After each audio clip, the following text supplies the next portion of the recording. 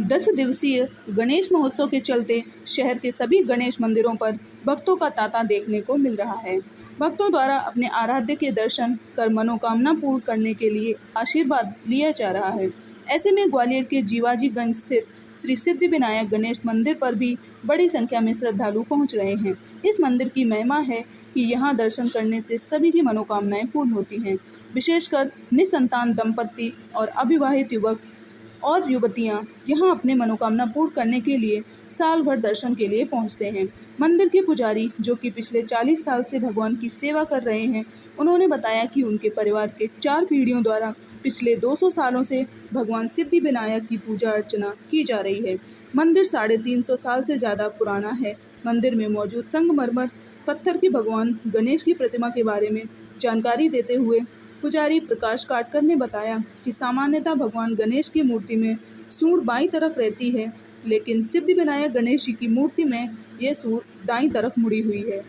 इस रूप को सिद्धिपीठ माना जाता है और इस मंदिर को सिद्धिविनायक मंदिर कहा जाता है। कहा यह भी जाता है कि सिद्धिविनायक की महिमा अपरंपार है। वे भक्तों की मनोकामना को तुरंत पूरा करते हैं, इसलिए वर्ष भर तो श्रद्धालु यहाँ पहुँचते ही हैं। गणपति महोत्सव के दौरान श्रद्धालुओं का तांता देखने को मिलता है और जो भी श्रद्धालु आते हैं उनकी सभी मनोकामनाएं। पंडित जी, क्या नाम है आपका? मेरा नाम प्रकाश नाटेकर है। मैं यहाँ पर गत 40 सालों से सेवा करता आ रहा हूँ। हमारे पहले ताऊ जी थे, वो सेवा करते थे। उसके बाद उनके पिताजी करते थे, हमारे बाबा करते थे, उनके पिताजी करते थे। ऐसे 4 पीढ़ी हो गई। 200 साल हमारे 200 या 250 साल हमारे परिवार को हो गए सेवा करते हुए। उसके पहले कहते हैं कि 350 साल पुराना मंदिर है।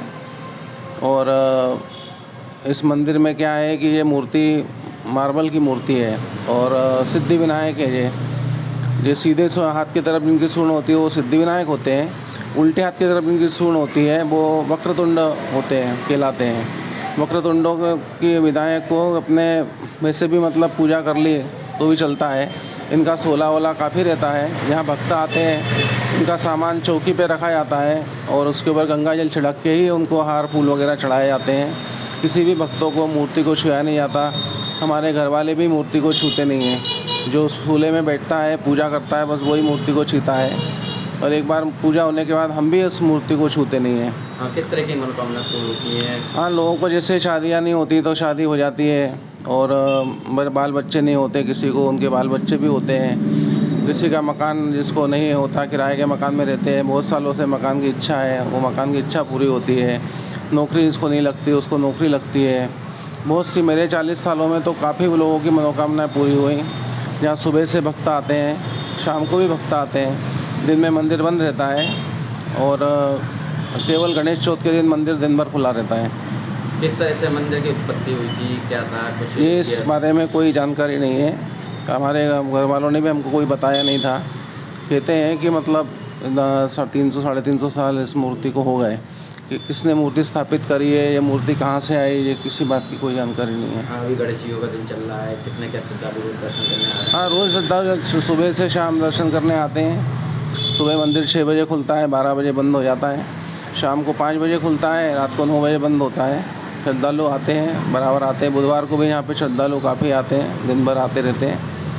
नॉर्मल दिनों में और इन दिनों में किस तरह का भगवान जी को भोग लगता है? किस भगवान का? भगवान का भोग मतलब लड्डू और मोदक, ये तो उनका है ही खास, उनका भोग लगता है। बाकी घर में जो बनता है, खाना बनता है, दाल चावल रोटी सब्जी, उसका सबका भोग लगता है।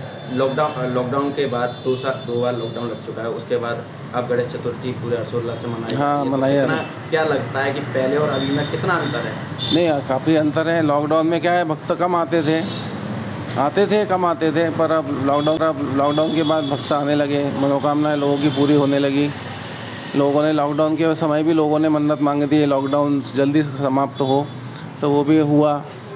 महंगाई पे मंदिर का कितना असर है? महंगाई पे असर तो है मंदिर पे। यहाँ पे क्या है, हम मंदिर पे आज तक कभी भी किसी से हमने कोई चंदा किसी तरह की मतलब कोई मांग नहीं करते। हम मंदिर में जो आता है उसी पे मंदिर के उत्सव वगैरह चलते हैं, यही होता है।